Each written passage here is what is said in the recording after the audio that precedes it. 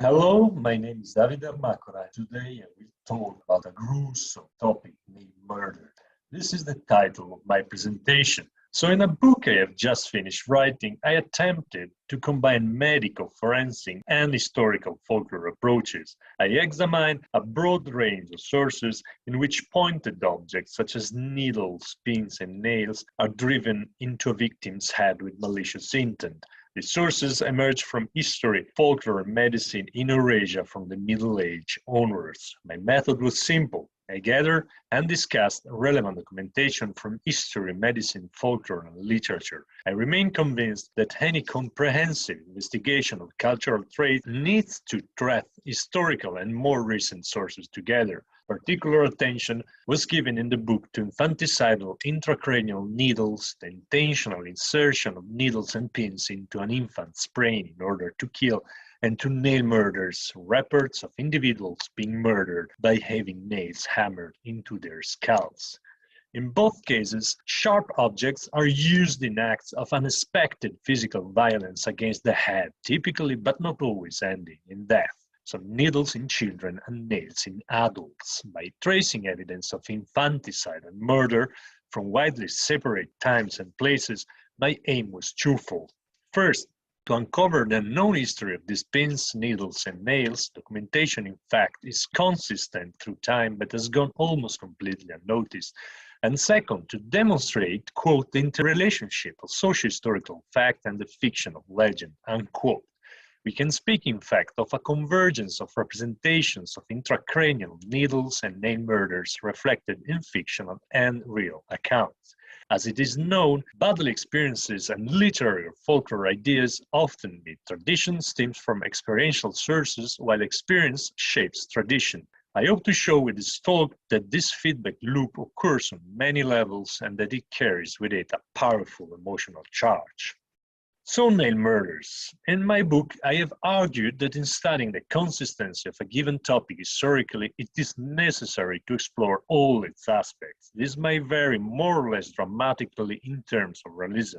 A combination of reality and fantasy shows up in the so-called nail murder motif, which involves nail murderously inserted into the brain. This is a motif, murder by driving nail through head. In 1977, two doctors published an article detailing the history of murder by nails being driven into the brain. This article, by the way, inspired the title of this presentation. This was followed in 1987 and 1999 by two studies on the same topic in Chinese literature, and more recently in 2015 by an amateurish but thought-provoking comparative study on nails used as a fictional murder weapon. These works have all been a source of inspiration for me, while in my book I went much wider in geographical and historical terms. Sources describing nail murders are remarkably long-lived and widespread.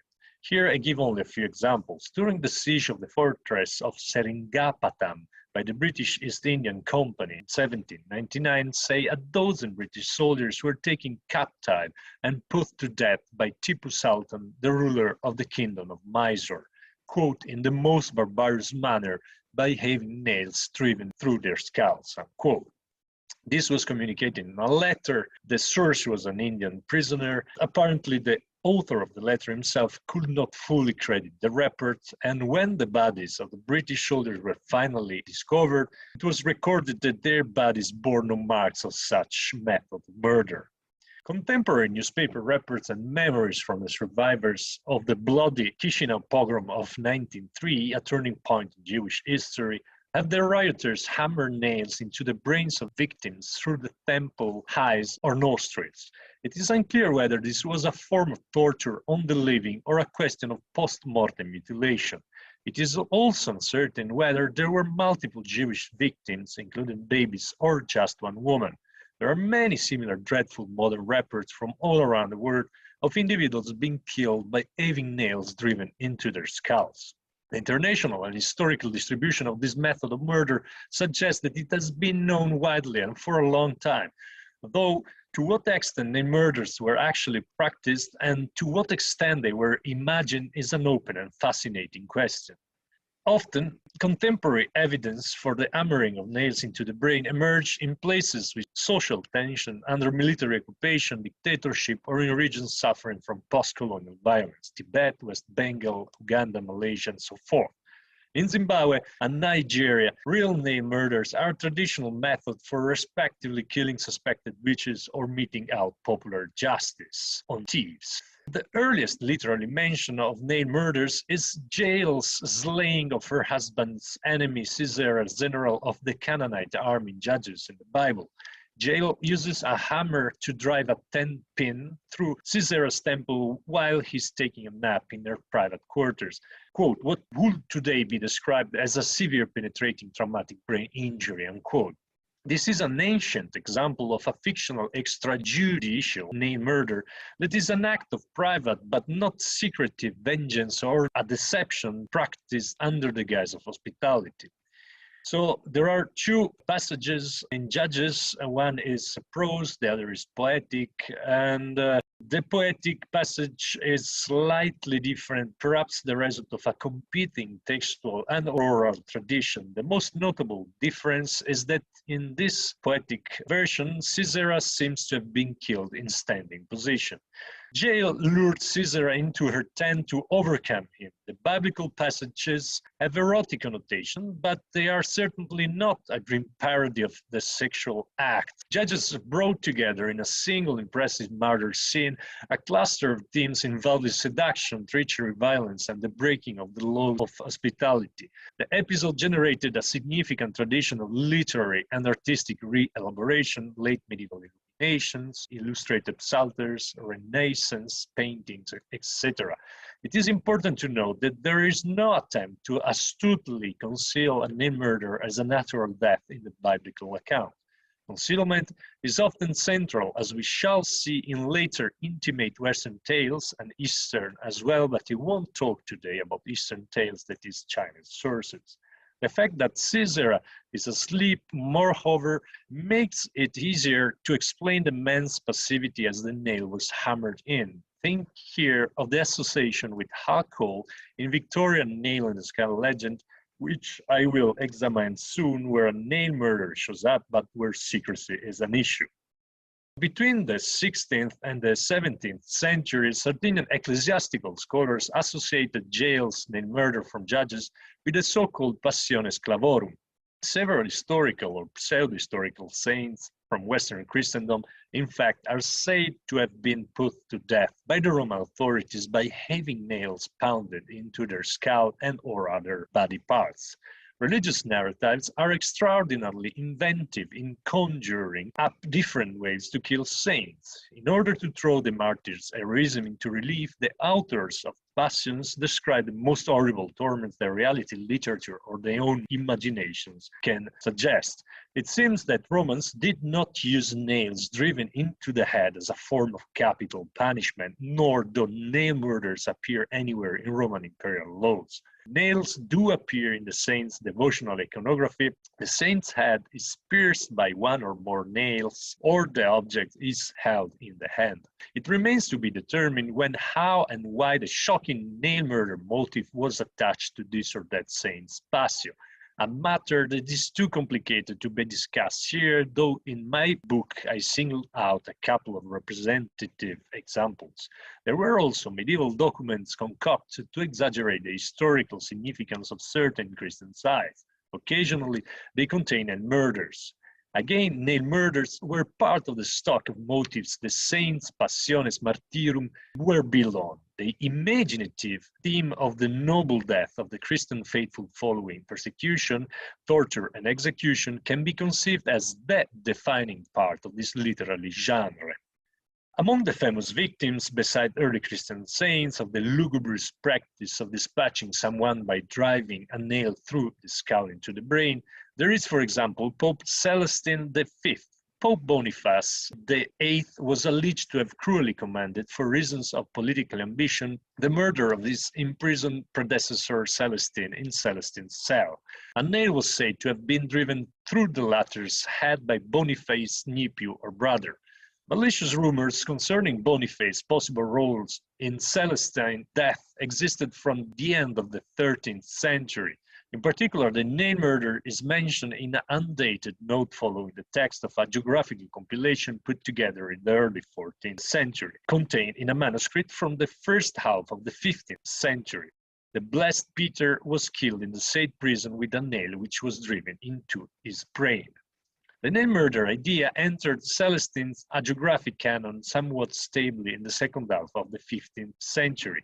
A nail appeared among the relics of Celestine at the very end of the 16th century, while a hole is still visible at the top of Celestine's cranium, something already noted the second half of the 15th century. A 1988 CT scan and two pathological evaluations, one conducted in 1888, the other in 2013, has suggested that the hole was produced after Celestine's death. We could be looking then at an attempt to align a relic with contemporary historical accounts and the horrific details of Celestine's death. There were apparently religious iconography alluding to Celestine and the nail stuck in his skull. The evidence now lost remained controversial. I will now deal with the nail in the skull legend. This legend has been independently examined by Moderman and by Young in an entry in his forthcoming book on Victorian urban legends. As we shall see, the nail murder appears as the core feature of the nail in the skull. I will now look at this complex of legends because it is all being first attested in the 16th or perhaps even in the 14th century. It was widespread. Versions emerged from several European countries and the US, and it shows how what might be called head nails arouse great interest. The legend throws valuable light upon people's interest in strange or sensational news. Moderman and Young studied the presence of the nail in the skull in Britain circa 1750-1900s. Here, I will focus on two aspects of this body of folklore left to one side by them. Early modern references, yes, this is going to be legend hunting, and some interesting late French and Spanish literary rendition from the 19th century. Note that the nail in the skull legend is documented well into 20th century. We have here a Frisian variant, and that a literary nail in the skull version was included in a Swedish novel, in turn quoted in the 1977 seminal review of the medical and literary evidence on nail murders. The authors did not recognize folklore at work there. So I will start with reality. Victims who suffer nail death while lying asleep are absent from rare medical legal descriptions of contemporary nail murders or attempted nail murders. These descriptions also suggest that in the rare cases when this form of murder is used, it is perpetrated by men. There are, for instance, Nigerian, Indian, Italian, and Swedish cases which might be grouped under the medical phrase of, quote, unusual craniocerebral injuries from nailing, unquote, also called by some Giles syndrome. Although the hows and whys are not always clear, nails appear to be driven into the head of conscious, not somnolent female victims with homicidal intentions. This action includes the use of brute force. The victims are physically immobilized on the ground before having the nail driven into them. The victims, moreover, may survive. Sometimes more head nails are implanted. International fictional stories involving nail murders rarely describe male perpetrators. In my book, I offered a sample of these rare exceptions. One should contrast contemporary medical legal reality with folklore. A Nordic supernatural legend featuring a nail murder has been indexed in the types of the Swedish folk legend. Records come from South Sweden and date to the first half of the 20th century. There is a possibly related short horror story by a British writer on the supernatural, O'Donnell.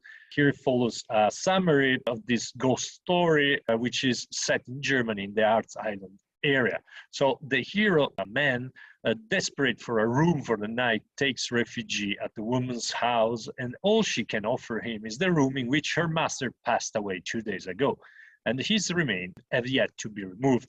The man, it is told, reluctantly accepts, even when he discovers the big black coffin at the foot of his bed. During the night, the old man's gruesome hammer and nail murder is reacted in shadow play on the ceiling. The vision of the ghostly hand hammering a nail later enables the man to indicate a murderess. What is more, in 18th and 19th century Britain, there were many tales circulating about adults being murdered with a hammer and nail, most typically husbands murdered by their wives. This is mariticide.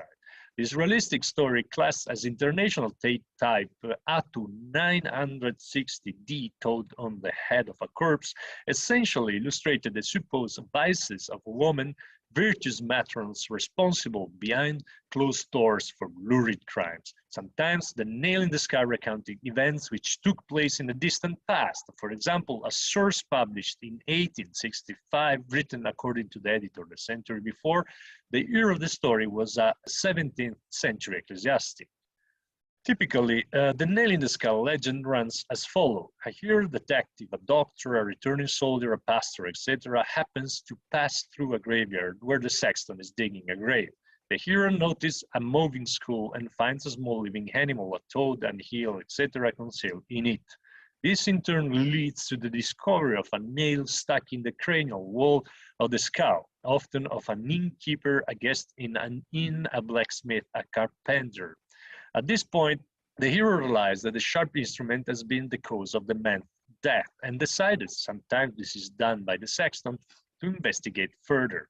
The hero learns that the man had died suddenly while he was asleep or drunk, and that he had a faithless wife who had subsequently married her lover, usually with unseemly haste. The lover in some cases is an accomplice, in others he is the murderer. Finally, the hero confronts the murderer's wife, male lover who confesses, or the hero reports the crime to the authorities, witnesses are found, and so on. In either case, the killer is ultimately convicted and executed.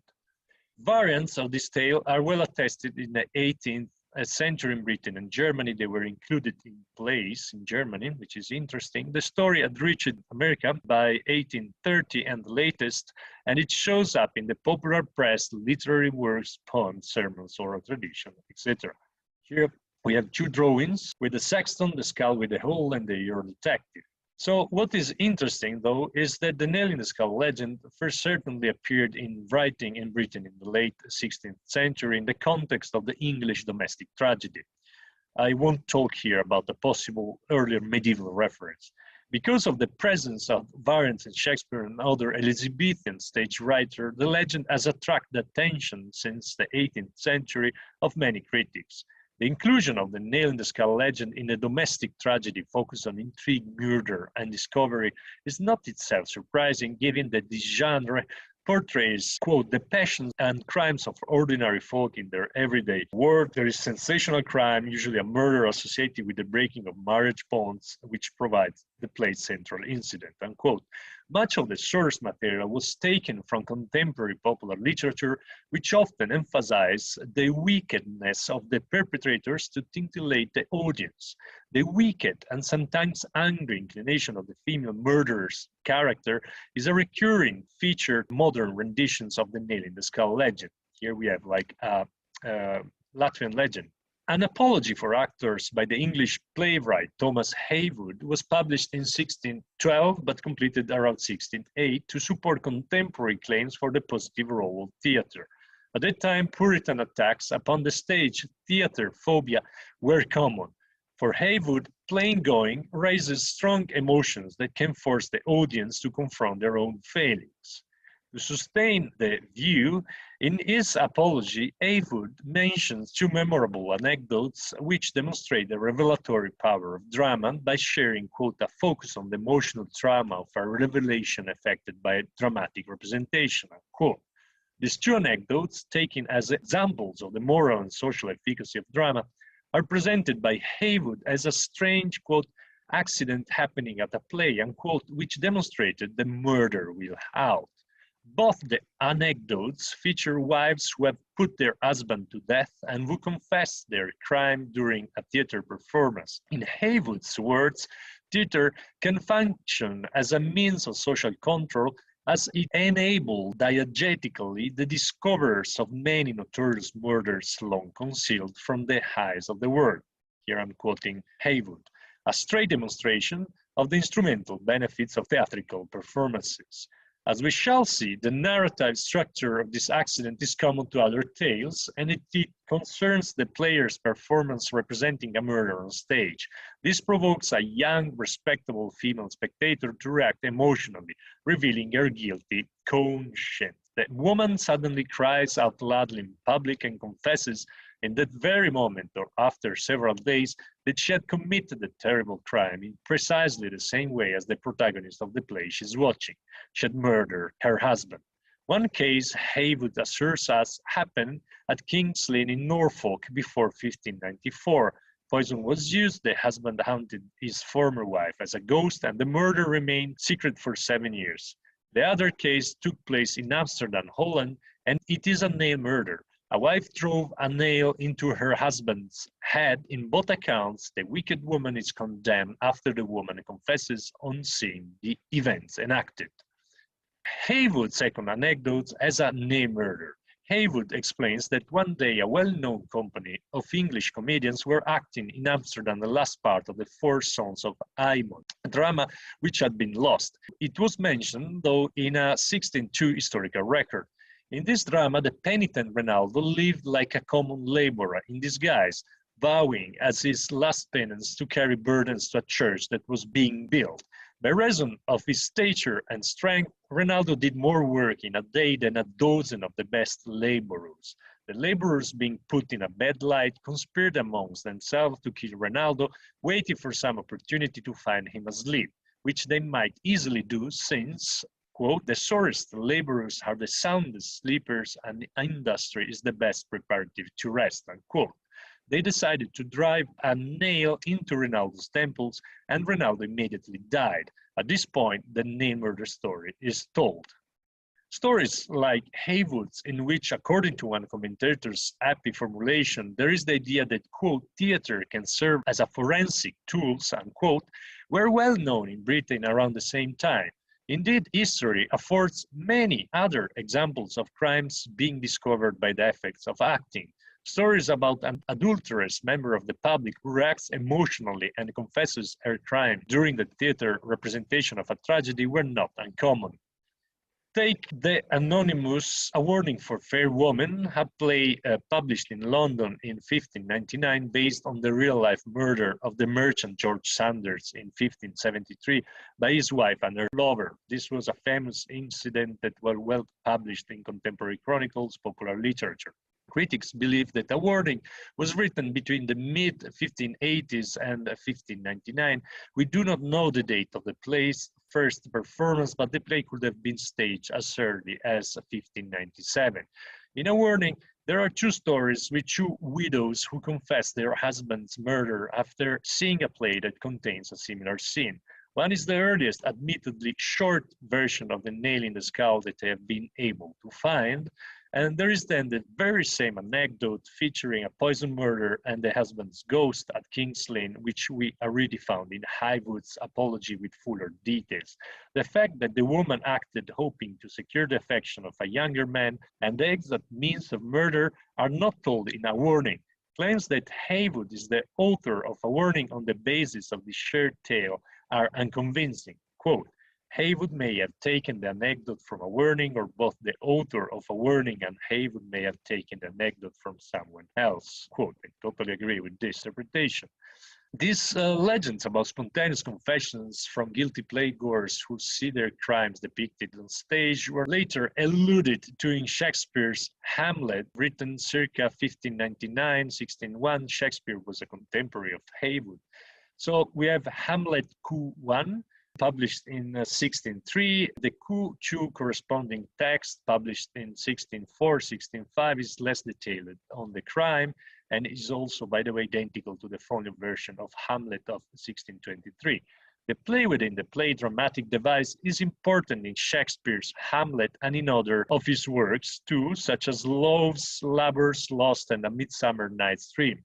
In Hamlet, it will be remembered, the protagonist uses the staging of a tragedy called The Murder of Gonzago to push his uncle, King Claudius, into revealing his guilt by watching Claudius' reaction. The thematic function of the anecdotes Shakespeare had heard is clear. in Hamlet. There has been some chatter about how Shakespeare only alludes to these anecdotes, not giving the full versions as other dramatists. My preferred explanation would be that, quote, by this time it would have been tedious to retell in detail an old stage story, unquote, familiar to both actors and the audience. The title page of A Warning for Fair Woman declares that the piece was acted several times by Shakespeare's company, the Lord Chamberlain's Men. Many scholars have noted the story of the confession of the murderer's wife can be found in a German text, an anonymous adaptation of Shakespeare's Hamlet, part of the repertoire of the German itinerant theaters, tentatively dated to the mid-17th century. In Brudemort, Hamlet tells Horatio the following tale, which explains that, quote, comedians with their fiction often hit upon the mark of truth, unquote, a clarification only tangentially related to the main plot of the play. A woman from Strasbourg, Germany, murdered her husband by sticking a shoemaker's awl in the heart. Afterwards, with the help of her paramour, she buried the man under the threshold of her house. This crime remained hidden for 9 years until some comedians came in the city and played a tragedy in which the same thing happened.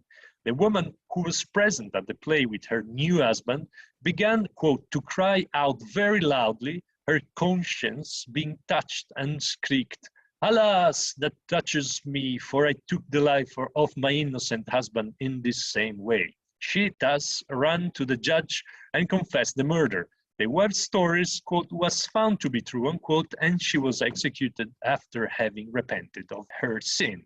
Indeed, the anecdotes illustrative of the doctrine that the stage is useful in detective crime appears to have been, quote, hearsay, a common story, a theatrical commonplace, a well-remembered tale, or, in modern folklore terms, I say an urban legend which was familiar in that period to English playwrights and actors, and we might suspect the general public.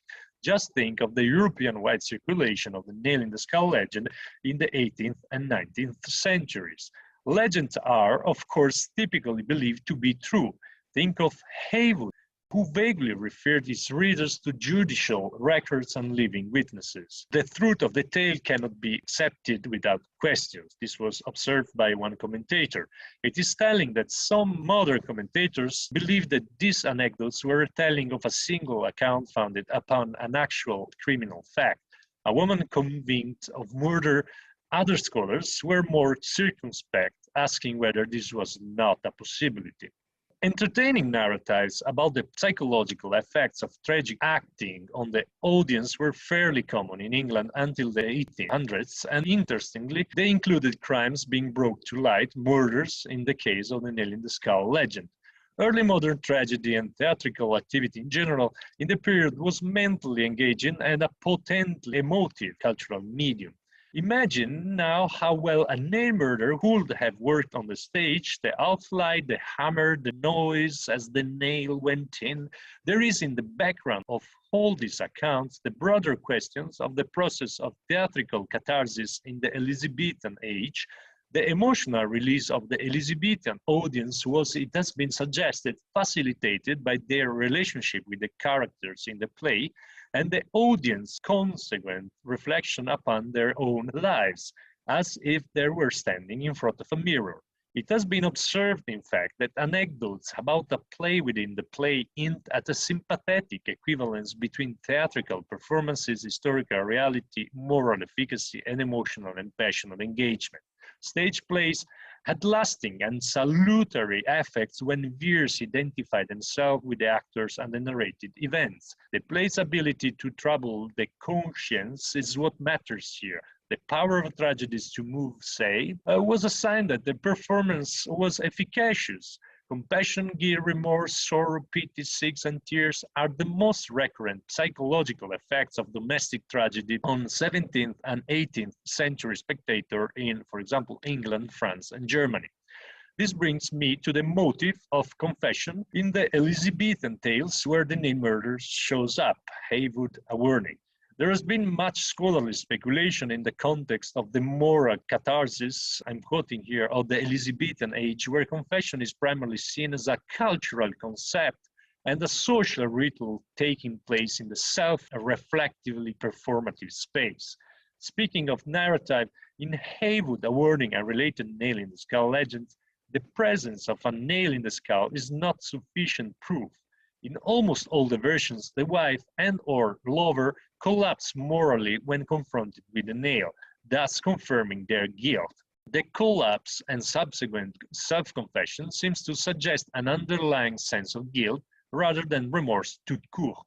Moreover, the public confession of the wife while watching the play is unexpected. There is a sense of wonder, and it prepares the way for her second, less elusive confession at the end of the tale. On the other hand, the nail in the skull legends attested from the 1750s onwards only focus on the empirical investigation leading to the woman's full confession, hence their similarity to detective fiction, as we shall see. There is no reason, I believe, to look for an evolution here from earlier supernatural remorse to logic detective work. In Nail in the Skull legends, the particular of the small animal toad heel moving inside the skull surely represents divine intervention, albeit a low-grade entertaining type of the same. This is expressly stated, for example, in a morally oriented reappropriation of the story published in a Catholic American book in 1904. While all these narratives, Elizabethan and modern, are based on the proverbial doctrine that murder will out, the motto of the whole plot. The murder will out has been previously detected in a range of sources, English crime pamphlets and murder sweetheart ballads. It is difficult to know why the motive of the surprise, hysterical self-confession of the guilty woman while watching a play does not show up in later Nail in the Skull legends. Is it because the social and educational role of the theater in the 18th and 19th century decline, or is it just a matter of chance? The fortunate emergence of variants of the tale among a specific social group in a precise historical moment. We can speak of professional folklore, Elizabethan authors writing for or about the theater. For sure, virtually all the early modern versions of the tale of the adulteress confessing a murder, thanks to the revelatory power of tragedy, have an English background, as they were a well-established boost of Elizabethan actors. There is Haywood Shakespeare, who only alludes to it, while it can be assumed that the Brouille de Mort goes back to a piece written by English comedians with Shakespeare's Hamlet in mind from the early 17th century. The piece was imported to Germany, shortened, translated, and further adapted for performance according to the distinctive feature of the German traveling stage: straightforward narratives, body accented planing, and so on. The relationship between the Brouille de Mort and the Nail in the Skull tale circulating in the fall of the 2nd century in Germany remains, however, to be explored. It has been overlooked by scholars, just as nobody compared Victorian Nail in the Skull legends to Haywood Shakespeare, etc. An additional folklore argument is that urban legends, as migrating stories, inevitably tend to become tied to local regional place names and characterizations. As I said, the German variant from the Brouille de Mort was likely borrowed from an English source. The narrative then could already have been in England when the German play was first translated from English in the early 17th century. The location was moved to Strasbourg, then part of the German states, in order to bring the event closer to the German public. But that was not all. While the gruesome story was clearly appealing for the public, it also matched one of the main didactic purposes of German itinerant theater, that is the representation of sins and sinful consequences with the aim of warning the audience. If we switch our attention to the modern evidence for the Nail in the Skull legend, we find the plot in France in Le Clou, written in 1831 by Lucas. Le Clou was a successful short story which was reprinted several times in the 19th century. At the end of the story, the homicidal wife goes mad and the second husband is killed in a pistol duel. In Britain, there is evidence that the Nail in the Skull legend circulated orally around 1833 as a real incident.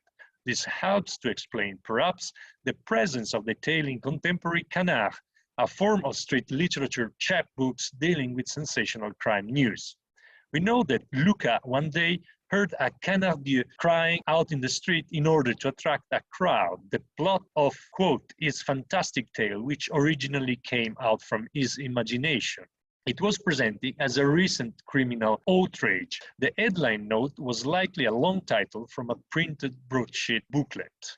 Luca, one understands, was surprised. We do not know whether the anecdote was told to the biographer by Luca himself, and whether Luca was aware that he had composed his literary work, which first brought him to public attention, around a pre-existing legend he had heard or read. Did Luca lie in attempting to protect his reputation? Did he really hear a canardier shouting the story out? In any case, the nail in the skull was worth sharing with its roughly sketched characters, its suspense, clue hunting, and the gothic but still realistic details. The night tempest, the gloomy bells, the horrific death, the visit to the cemetery, and so on. It has often been suggested that Luca was the inspiration of the main influence of de Alarcón, who wrote in 1853 a short novel entitled El Clavo. This work is sometimes cited as the first instance of Spanish detective fiction, or at least is proposed to be a harbinger of the same, as the tradition emerged in the early 1900s. El Clavo was revised in 1856, and in 1944 it was represented in a romantic drama film. And we find in El Clavo the by now familiar details inserted into a literary frame. There is a mysterious woman who drives a nail into her husband's head while he's asleep. Not a single drop of blood spills out from the wound while the object is concealed under the man's hair. There is also the visit to the cemetery by an investigator, here a judge, the presence of the sexton, the accidental and macabre discovery of a nail stuck in a disinterred skull leading to a subsequent murder investigation, and so forth. In his autobiographical Historia de mis libros, de Alarcón stated that the story, quote, was referred to me by a certain magistrate from Granada when I was very young, unquote. Is this another example of the oral circulation of nail in the skull legend? The use of cause célèbre in de Alarcón's title linked the story with French narratives of actual court cases. This suggested to the reader that he or she was reading a retelling of an actual murder from the writer's day. A commentator even ventured, quote, a real murder which took place in Paris at the beginning of the 19th century, unquote. The absence of real names and mentions of specific places in which the events occurred in El Clavo, note, is not itself decisive in discounting this theory. It is possible to say that de Alarcón could have just forgotten the detail, as he claimed to have written his novel many years after he had first heard the story from the magistrate. Alternatively, perhaps he just enjoyed making the story generic and timeless. One early commentator guessed, for very understandable reasons, that both Luca and de Alarcón independently took advantage of a cause célèbre in their storytelling. Another scholar wrote sardonically that Leclou, quote, turned everyone's brain upside down, crossed the Pyrenees, became Spanish, El Clavo, turned French again, metamorphosed into a canard, as a real crime case. The same fantastic tale written by Luca, who tried in vain to deceive the gullible public. Gothic romantic fiction of the 19th century was heavily influenced by vernacular narratives. In this context, the European-wide circulation of the nail in the skull legend suggests that it influenced Luca in France, de Alarcón in Spain, and several other British authors too, who published poems and elaborate literary works based on this urban legend. There is no reason for thinking that these writers relied on a cause célèbre, or for that matter, on each other. The most economical explanation is that there was a common pool of folklore that they all drew upon. There are recent works, two among many, which study Leclou and El Clavo in the context of learned literary influences, imitation, and so on. Thank you.